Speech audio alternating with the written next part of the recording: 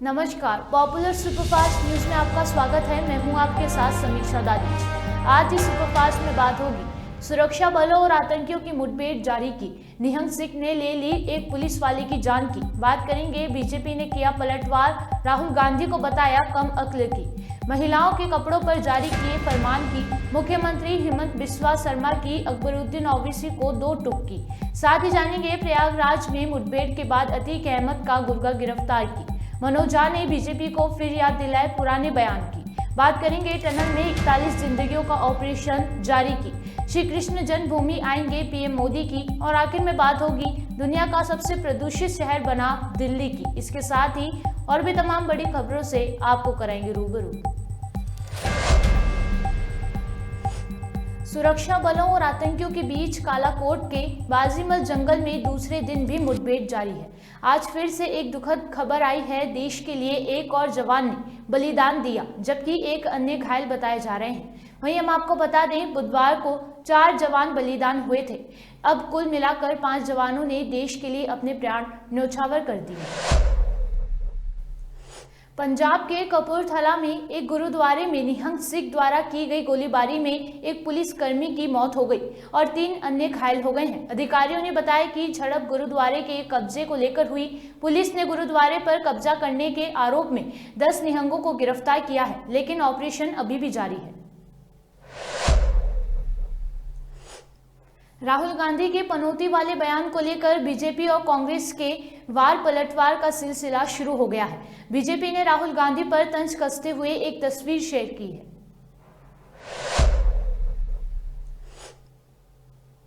देवबंदी उलेमा मुफ्ती असद कासमी ने कपड़े सिलवाने को लेकर एक तालिबानी फरमान जारी किया है। अपने नए फरमान में असद कासमी बताया कि मुस्लिम महिलाओं को अपने कपड़े कहां से सिलवाने चाहिए। देवबंदी उलेमा ने कहा कि जहां मर्द माप लेते हों वहां मुस्लिम महिलाओं को कपड़े सिलवाना हराम है। कुछ दिनों पहले मुफ्ती असद कासमी ने कहा था कि मुस्लिम महिलाएं ऐसे ब्यूटी पार्लर में जाने से बचना चाहिए जहां मर्द काम करते हों, वहां जाकर मेकअप कराना हराम है। AIM की ओर से हैदराबाद में आयोजित चुनावी रैली में अकबरुद्दीन ओवैसी ने कथित तौर पर एक पुलिस अधिकारी को धमकी देने के मामले में सियासी बयानबाजी का दौर शुरू हो गया है। इस मामले में अकबरुद्दीन ओवैसी की आलोचना करते हुए असम के मुख्यमंत्री हेमंत बिस्वा शर्मा ने कहा कि अगर अकबरुद्दीन ओवैसी ने असम में किसी पुलिस अधिकारी को कथित तौर पर ऐसी धमकी दी होती तो 5 मिनट में मामला सुलझ जाता। आप लोग कैसे हैं? सब ठीक ठाक है? सब ठीक ठाक? पता है कि नहीं भाईचारा राम मंदिर का प्राण प्रतिष्ठा हो रहा है अयोध्या में? पता है कि नहीं? जाना है तो जाना है कि नहीं? अमित शाह जी बोल के गया है तेलंगाना में जब बीजेपी का सरकार होगा सबको सरकारी अतिथि बना के राम मंदिर देखने के लिए हम लोग लेके जाएगा। तो मेरा साथ बोलिए भारत माता की, भारत माता की। बहुत बहुत धन्यवाद। हमारे मंच में विराजमान श्री जमालपुर शेखर जी, श्री सदानंद जी, श्री पांडु यादव जी, नंद कुमार यादव जी, मधुसूदन रेड्डी जी, अलवाला इंद्रसेना रेड्डी जी, आगे भाग्य लक्ष्मी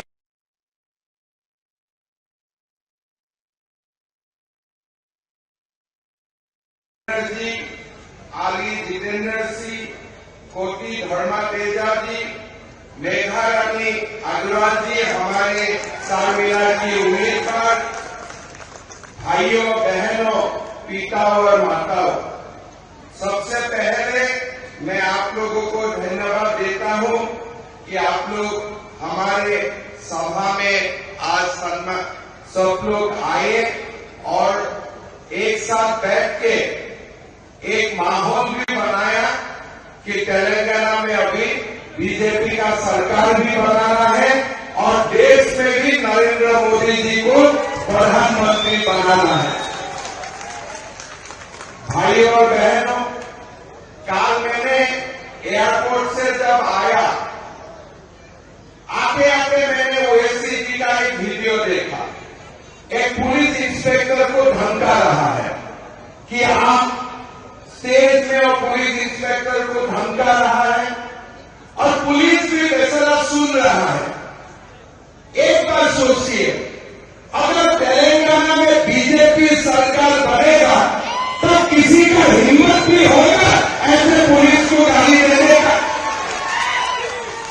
खाली आप लोग एक बार सोचिए, तेलंगाना में कमी क्या है? एक बार अगर बीजेपी सरकार हो जाते हैं ना, तो तेलंगाना में तुष्टीकरण का राजनीति भी खत्म हो जाएगा और देश भी और तेलंगाना भी सीधा रास्ता में चलना शुरू कर देगा। भाई और बहनों, मैं तो हैरान हो गया जब एयरपोर्ट ने मुझको किसी ने ये वीडियो दिखाया। अब ये वो वीडियो देख के मुझको लग रहा था कि देश में हमारे अभी भी डेमोक्रेसी चल रहा है कि अभी भी देश में मुगल जैसा, राजा का जैसा शासन चल रहा है। हमारा देश को आगे बढ़वाना है। ऐसे हर जगह में था, यूपी में भी ऐसा करता था, असम में भी ऐसा करता था, लेकिन जब बीजेपी का सरकार बन गया यूपी में, असम में, हम थोड़ा थोड़ा टाइम देने का काम किया। अभी किसी का हिम्मत भी नहीं होता है पुलिस को धमकाना, सरकारी ऑफिसर को धमकाना, और किसी ने अभी हिम्मत भी नहीं करते। तेलंगाना में अभी चुनाव आ रहा है, मैंने देखा कांग्रेस भी एक ही वर्ग को तुष्टीकरण के लिए काम कर रहा है, बीआरएस भी एक ही वर्ग को तुष्टीकरण के लिए काम कर रहा है। जैसे लग रहा है कि तेलंगाना में और कोई नहीं रहता है, खाली एक ही कम्युनिटी रहता है और कोई नहीं रहता है। भाई और बहनों, हमें तेलंगाना को बदलाना है, हमें तेलंगाना में परिवर्तन लाना है। नरेंद्र मोदी जी का नेतृत्व में तेलंगाना में हमारे सरकार बनाना है, ये संकल्प हमें लेना है। भाई और बहनों, हमें ये एक बात हमको मान के चलना चाहिए कि तेलंगाना में जो हो रहा है वो ठीक नहीं हो रहा है, कोई चीज ठीक नहीं हो रहा है। आप लोग अगर देखिए, तेलंगाना में जो भी इलेक्शन में वादा किया जाते हैं वो भी नहीं होते हैं, और तेलंगाना में खाली तुष्टीकरण का राजनीति होते हैं। हमने देखा तेलंगाना में पब्लिक सर्विस कमीशन का एग्जाम का बात चला, फिर क्या हुआ? सारे क्वेश्चन पेपर, आंसर स्क्रिप्ट एक साथ ही लीक हो गया और किसी को, कोई गरीब और मध्यम वर्ग की बेटा बेटियों को नौकरी मिलने का सौभाग्य नहीं हुआ। भाई और बहनों, ये बीआरएस ने जो सरकार चलाया, खाली एक ही परिवार के लिए सरकार चलाए। जब हम हैदराबाद में आते हैं या तेलंगाना में आते हो तो एक ही बात देखा जाते हैं कि एक फैमिली के लिए ही यहाँ सरकार चलते हैं। जब तेलंगाना स्टेट बोर्ड का एजुकेशन चला था तो केसीआर जी ने क्या बोला था कि अगर तेलंगाना में टीआरएस का सरकार आएगा तो एक बैकवर्ड कम्युनिटी से मुख्यमंत्री बनाया जाएगा। चुनाव हो गया, चुनाव होने का बाद वो कोई बैकवर्ड कम्युनिटी से मुख्यमंत्री नहीं बनाया, खुद मुख्यमंत्री बनकर बैठ गया।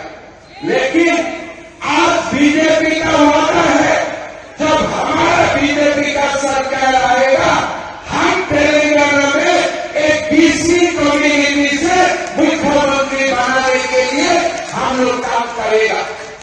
भाइयों और बहनों, हमारे तेलंगाना में शेड्यूल कास्ट कम्युनिटी का अंदर सब कैटेगराइजेशन और रिजर्वेशन एक बहुत बड़ा डिमांड रहा, लेकिन किसी ने ये काम नहीं किया। अभी अभी प्रधानमंत्री मोदी जी का भी सभा हुआ और हमने एक बात आप लोग को बोलना चाहता हूं, तेलंगाना में जब बीजेपी का सरकार आएगा, हम लोग तेलंगाना में शेड्यूल कास्ट में भी सब कैटेगराइजेशन के लिए हम तुरंत काम करूंगा और शेड्यूल कास्ट समाज को न्याय देने के लिए हम लोग काम करेगा, ये भी हमारा वादा है। भाई और बहनों, जब केसीआर जी चीफ मिनिस्टर बना था, उस समय उन्होंने बोला था कि हम लोग लिबरेशन डे हम लोग मनाएगा, लेकिन जब चुनाव खत्म हुआ उनको हिम्मत नहीं हुआ, उन्होंने लिबरेशन डे मनाने के लिए हिम्मत नहीं किया। लेकिन ये देश में नरेंद्र मोदी जी को कोई धमका नहीं सकता है, अमित शाह जी को कोई धमका नहीं सकता है। तेलंगाना में जब हमारा सरकार बनेगा, 17 सितंबर का दिन हम हर साल हैदराबाद लिबरेशन डे हम लोग मनाएगा, ये भी हम लोग का वादा है। भाई और बहनों, हम आसाम से आते हैं। आसाम में मेरे हमारे जो माइनॉरिटी कम्युनिटी का बेटा बेटी है, वो लोग पहले माद्रासा में पढ़ते थे। मैंने माद्रासा में जाना शुरू किया, मैं माद्रासा में दौरा करना शुरू किया और मैं बेटा बेटियों को पूछता था कि आपको क्या बनना है। वो लोग बोलता है कि मुझको डॉक्टर बनाना है, मुझको इंजीनियर बनना है। तो मैंने पिता माताओं को बुला के पूछा, आप लोग बेटा बेटियों को माद्रासा में दिया है, बेटा बेटी बोल रहा है डॉक्टर इंजीनियर बनना है, लेकिन माद्रासा से तो कोई डॉक्टर इंजीनियर नहीं बनता है, तो आप लोग क्या कर रहा है? बोलते नहीं साहब, हम लोग का पास उपाय नहीं था। हमने क्या किया, आसाम में भाई और बहनों, आज हमें एक बात सीधा देखना है कि तुष्टीकरण का राजनीति से देश आगे नहीं बढ़ते हैं। अगर देश को आगे बढ़ाना है तो हमें सबका साथ, सबका विकास नीति का साथ हमें आगे बढ़ना है और सबको साथ हम लेके चलना है। और एक बार हमें ये भी मान लेना चाहिए कि ये जो हमारा जो देश है, ये देश राम का देश है, ये कृष्ण। मारे गए माफिया डॉन अतीक अहमद के एक इनामी गुर्गे को प्रयागराज पुलिस ने मुठभेड़ के बाद गिरफ्तार कर लिया। प्रयागराज पुलिस द्वारा जारी एक बयान के अनुसार नवाबगंज पुलिस स्टेशन के अनापुर चौकी के पास एक जांच के दौरान 2 लोगों ने पुलिस बैरिकेड को तोड़ दिया और पुलिस पर गोलियां चला दी। पुलिस ने जवाबी कार्रवाई में उनमें से एक के पैर में गोली मार दी और उसे पकड़ लिया। हाल ही में राहुल गांधी के पीएम मोदी को पनौती कहने के बाद सियासी बवाल शुरू हो गया। इसी बीच मनोज झा का बयान सामने आया है। उन्होंने बीजेपी के बयानों के बारे में बात करते हुए राहुल गांधी के बयान की तुलना की है। देखिए, प्रतीक भी कोई चीज हुआ करती है। हालांकि मैं समझता हूं कि इस तरह की शब्दावली आमतौर पर, लेकिन कौन लाया है? प्रधानमंत्री जी द्वारा उपयोग किए हुए सबसे हालिया था आतंकवादी, कहा आपने अपने विपक्षियों को। कौन सा ज्यादा परेशान करने वाला है? जब कतरा कह देना या आतंकवादी कह देना? तराजू चाहिए इसके लिए। इलेक्शन कमीशन के पास है वो तराजू। अगर गरिमा विहीन शब्दावली जिसका इस्तेमाल हो रहा है 10 वर्षों में, अगर एक किताब लिखी जाएगी तो प्रधानमंत्री जी और उनकी टीम के नाम 9 अध्याय होंगे, 10वें अध्याय में बाकी सब लोग होंगे। लेकिन ये चिंता का विषय होना चाहिए कि जिस चुनाव में मौलिक मुद्दों पे बातचीत हो, वहां हम क्या बात कर रहे हैं? कहीं जिहाद की बात हो रही है, आतंकवाद, और मतलब कोई राहु केतु बोल रहा है, वगैरह वगैरह। ये चिंता है। तेलंगाना में भी 30 तारीख को वोटिंग होनी है और वहां भी चुनाव प्रचार तेज हो चुका है। असम के मुख्यमंत्री हिमंता बिस्वा शर्मा वहां पर चुनावी रैली के दौरान उन्होंने एक बात की, उन्होंने कहा कि समय आ गया है कि अपीजमेंट पॉलिटिक्स जो है इस देश से समाप्त हो उन्होंने 3 तलाक का हवाला दिया, पॉलीगमी का हवाला दिया। उनका कहना है कि ये तमाम चीजें अब समाप्त हो जानी चाहिए। नहीं, ये कौन है व्यक्ति विशेष? पूरी जिंदगी तो कांग्रेस में ही रही है उनकी। अभी अब वो कम्पीट कर रहे हैं। मैं समझता हूं माननीय गृह मंत्री जी ने योगी जी के खिलाफ उनको एक पोल की तरह खड़ा करने की कोशिश की। एक बार बात हो ना, अपीजमेंट का मतलब क्या होता है? समय आ गया है कि अपीजमेंट पे बातचीत हो। जिस कम्युनिटी का हर सूचकांक पे निचले पावदान पे जगह है, उसको कौन से अपीजमेंट का फायदा दे रहे हैं आप? सिर्फ इसलिए डॉग विसिल पॉलिटिक्स करनी है? खुल के बात होनी चाहिए। डॉग विसिल पॉलिटिक्स पे खुल के बात होनी चाहिए कि अपीजमेंट क्यों बार बार दोहराया जाता है, जिसमें खोखलेपन के सिवा कुछ नहीं है। खुल के बात होनी चाहिए कि शब्दावली सबकी चूक क्यों रही है। खुल के बात होनी चाहिए कि रोजगार पे क्यों नहीं बात हो रही है, महंगी बात हो रही है, समावेशी विकास पे क्यों नहीं बात हो रही है। खुल के बात होनी चाहिए, लेकिन बंद जहन से खुले मन की बात नहीं हो सकती। सर, वर्ल्ड कप मैच को हारने के बाद राहुल गांधी ने प्रधानमंत्री के लिए शब्द इस्तेमाल किया था कि वो पनौती हैं देश के लिए।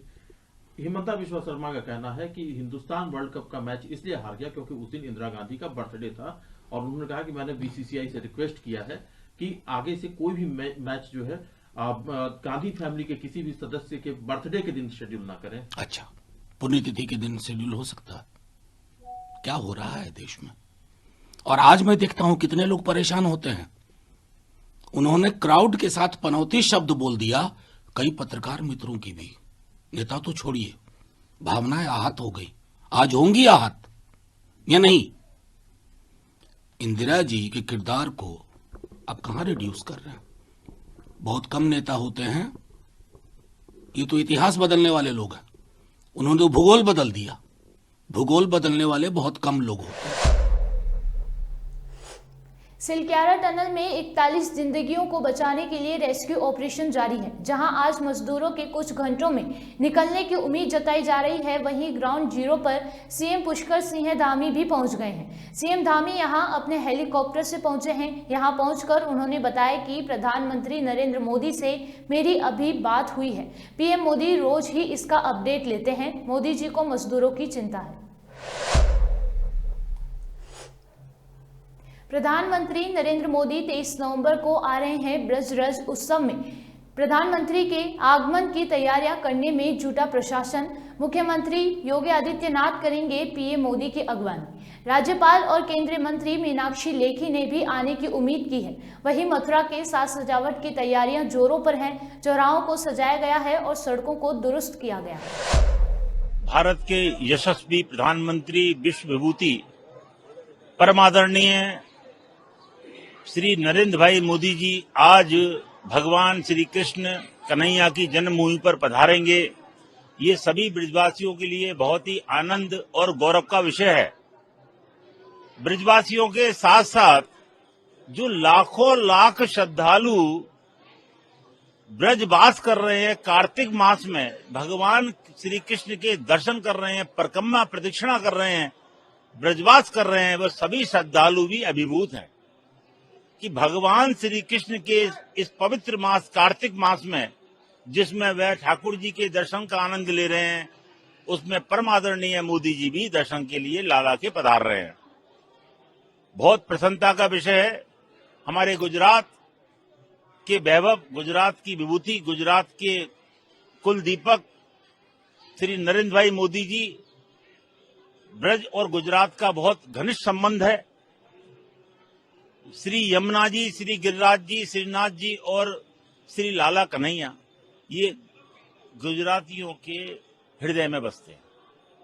तो आज पूज्य नरेंद्र भाई मोदी जी के आगमन पे हम सभी ब्रजवासी अभिभूत हैं, सभी श्रद्धालु अभिभूत हैं, और हम उस क्षण की प्रतीक्षा कर रहे हैं जब परमादरणीय प्रधानमंत्री जी लाला की जन्मभूमि पर दर्शन के लिए पधारेंगे। अनुभूति होती है कि सबका साथ सबका विकास जो हमारे आदरणीय प्रधानमंत्री जी का एक भाव है, उसमें बिना किसी भेदभाव के वो सभी के विकास की बात कर रहे हैं, सभी के विकास के लिए कार्य कर रहे हैं। धर्मनिरपेक्ष सरकार इस समय वास्तव में है, जहां पर वो सभी स्थानों पर समान भाव से विकास कार्य कर रहे हैं और लोगों को प्रोत्साहित कर रहे हैं। तो श्री की जन्मभूमि पर बीते कई महीनों से दिल्ली एनसीआर में प्रदूषण से हालात बस से बदतर होते दिखे हैं। दिवाली से पहले बूंदाबांदी से प्रदूषण से जोर थोड़ी राहत भी मिली, लेकिन 13 नवंबर के बाद दिल्ली समेत एनसीआर के इलाकों की हवा का स्तर बुरी तरह बिगड़ता चला गया। मौजूदा वक्त में दिल्ली की हवा खराब श्रेणी में पहुंच गई। इन दिनों दिल्ली की हवा देश में सबसे प्रदूषित इलाकों में गिनी जा रही है। सुपरफास्ट टॉप 10 न्यूज में आज के लिए इतना ही। देश और विदेश की तमाम बड़ी खबरों से जुड़े रहने के लिए देखते रहिए पॉपुलर टीवी। धन्यवाद।